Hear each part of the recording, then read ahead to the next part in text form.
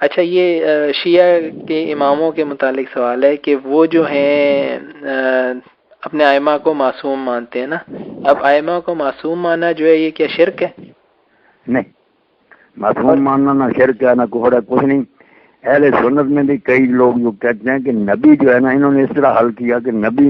واجب العصمت ہوتا ہے، اس کے لیے تو معصوم ہونا لازمی ہے، جو نامعصوم ہوگا نبی نہیں ہو سکتا۔ دوسروں کے لیے لازمی نہیں، انہوں نے کہا ابن حجر جیسے، فتح الباری، شاہ ولی اللہ جیسے، ازالت الرفاع، شاہ اسماعیل، منصب امام بھی یہ کہتے ہیں ممکن الاسما، کہ ہو سکتا ہے کہ وہ معصوم ہی ہو، ساری عمر گناہ نہ اس سے ہو، مگر لازمی نہیں کہ ضرور معصوم ہو، ممکن ہے۔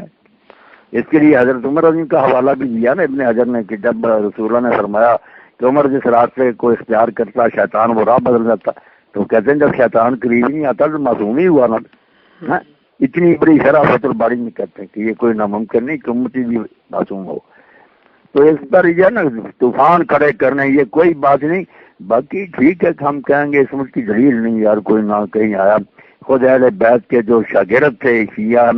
وہ بھی اماموں پر اعتراض کرتے ہیں، ان کی حدیثیں بڑی ہیں کہ ان نے بھی معصوم نہیں مانا، بحث کرتے تھے شاگرد، اور ان کو امام کوئی نہیں کہتے تم کافر ہو گئے ہمارے ساتھ بحث کرتے۔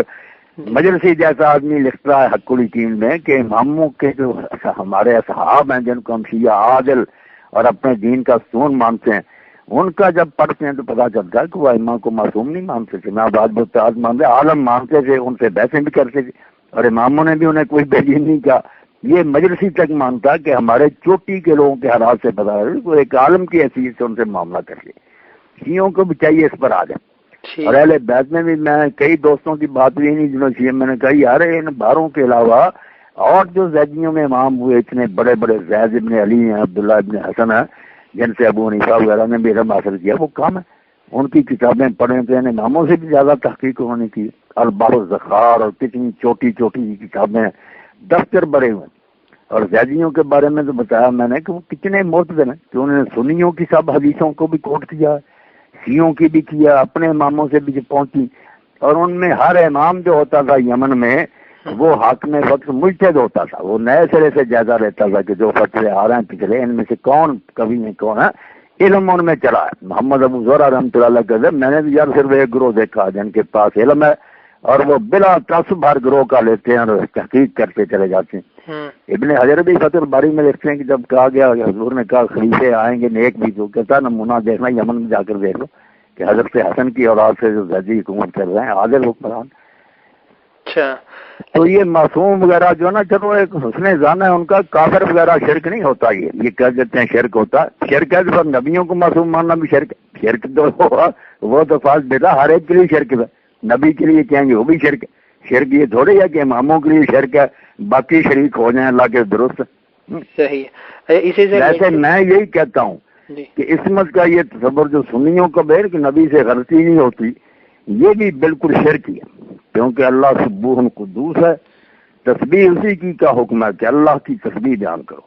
جس کا مفہوم یہ ہے کہ اللہ اس سے پاک ہے کہ اس کے کسی کام پر کہا جائے کہ یہ نہیں ہونا چاہیے۔ باقی جو ہے نا ان سے ٹھیک ہے، ہماری طرح کے گناہ جو ہے نا نفسانی خواہشات والے یہ نہیں ہوتے، ان میں تقوی اور طہارت ہوتی ہے، مگر کتنی چیزیں جن کو نبی اپنے خیال میں سمجھتا درست ہے مگر اللہ ٹوک دیتا۔ شاید والے قصے میں آپ نے حرام کیا، قرآن میں نہیں آیا کیا نبی کیوں حرام کرتا، اللہ کی حلال کی ہوئی جو سارا دوست آپ نے جو تبوک کو جاتے وقت منافقوں نے بہانے کی، آپ نے سن کر ان کو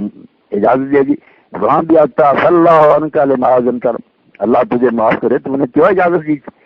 کون کھل جاتا ہے ان کا، جانا نہیں کیا، بہانہ بن گیا۔ تو کئی جگہ اللہ نے کہا کیوں کیا، مگر اللہ کے لیے سوال نہیں ہو سکتا کیونکہ اللہ کوئی غلط کام نہیں کرتا۔ اس لیے یہ معصوم ہونے کا تصور جو نا کہ بالکل ان سے کوئی ایسا کام نہیں ہوتا جس پر کہا جا سکے یہ کیوں کیا،